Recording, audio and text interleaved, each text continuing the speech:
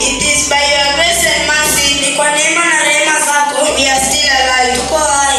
When you are going to preach, Tunakwenda kuhubiri, be with us, kuwa pamoja nasi, protect us, tulinde sisi, in Jesus' name. kwa jina la Yesu. Amen. Amen.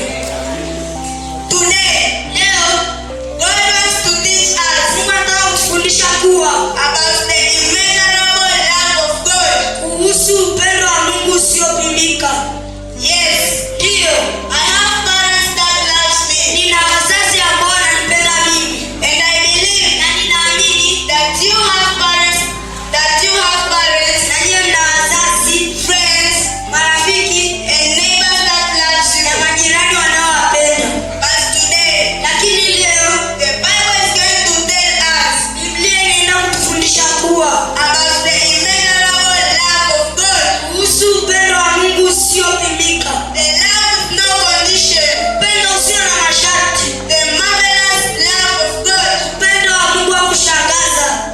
Let's open our Bible in the book of Tufungue Biblia zetu katika kitabu cha John 3 verse 16. Yohana Mtakatifu 3:16.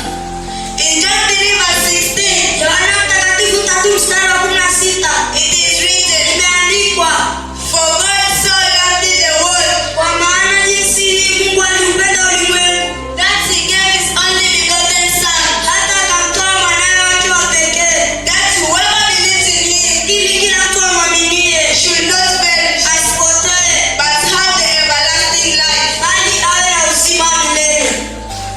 In this verse, Kwenye fungu hili there is almost 3 things to learn. kuna mambo matatu ya kujifunza. Thing number 1, Jambo la kwanza, the deepest love of God. kina cha upendo wa Mungu.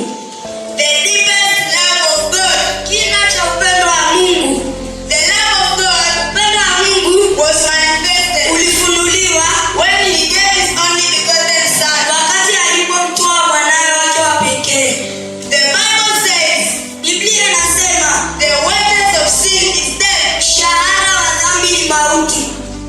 Because we sinned against God, Kwa sababu tulitenda dhambi dhidi ya Mungu, we deserve death. tunastahili kifo. Jesus came to reveal Yesu alikuja kufunua the deepest love of eternal Father, kina cha upendo wa Baba milele, who is taking care of his people. ambaye anajali watu wake. Thing number 2, Jambo la pili, salvation came down free of charge.